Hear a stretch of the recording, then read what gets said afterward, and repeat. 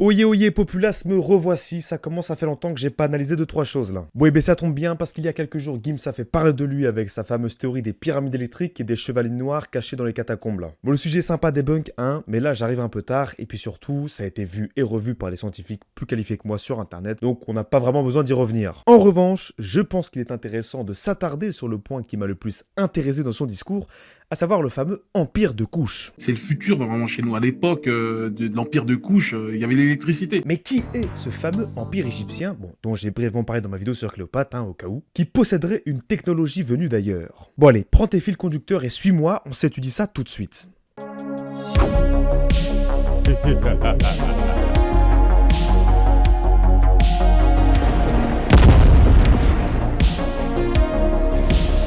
Ah, l'Égypte antique, cette civilisation qui fascine tant et qui est bien connue des égyptologues. S'étendant sur plus de 3000 ans d'histoire, elle est toujours aussi populaire dans nos esprits. Il suffit de voir l'ampleur médiatique autour des paroles de Maître Gims. Bon, et puis j'y participe là d'ailleurs. Ce dernier a donc parlé de l'empire de couches dans une interview et a fait un lien avec les pyramides d'EDF. Les pyramides qu'on voit là, au sommet, il y a de l'or. L'or, c'est le meilleur conducteur pour l'électricité. C'était des foutues antennes.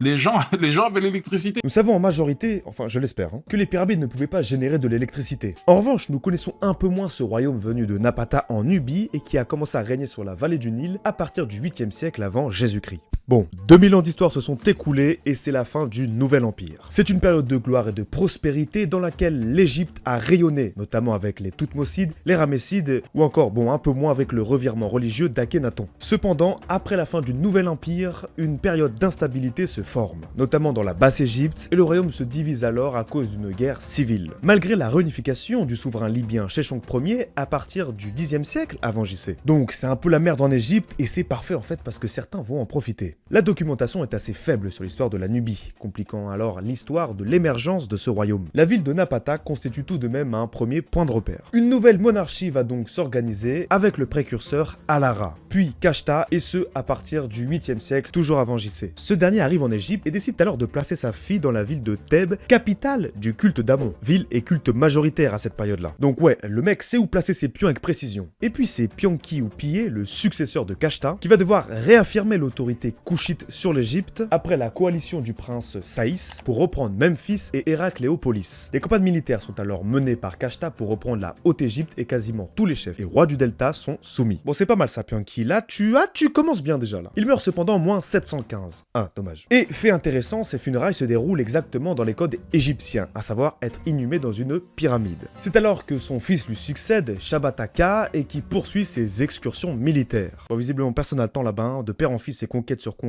aucun repos. Shabataka devient alors le premier roi de la 25e dynastie, la célèbre donc dynastie noire.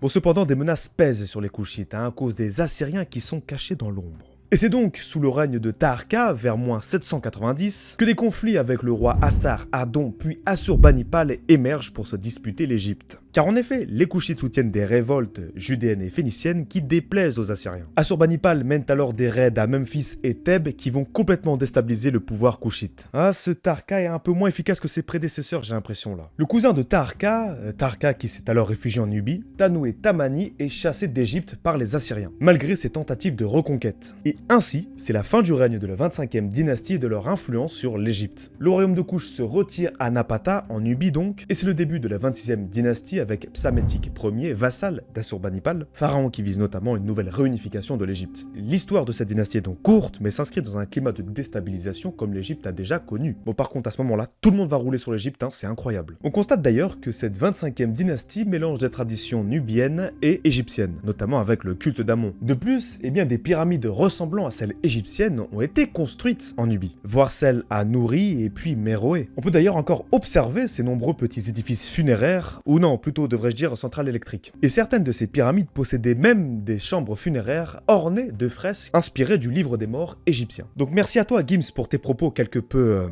instructifs sur le royaume de Kush. Ils permettront donc peut-être à tes auditeurs de découvrir cette civilisation assez proche de celle égyptienne, ainsi qu'à tous nos ingénieurs français, qui ont finalement pas mal de retard là. Les mecs qu'il va falloir se réveiller là. Dans une situation où pourtant celle actuelle au Soudan est plus que déplorable.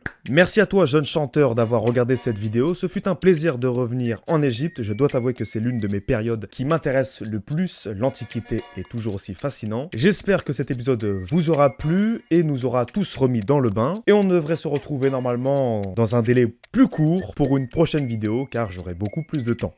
A bientôt et ciao à tous.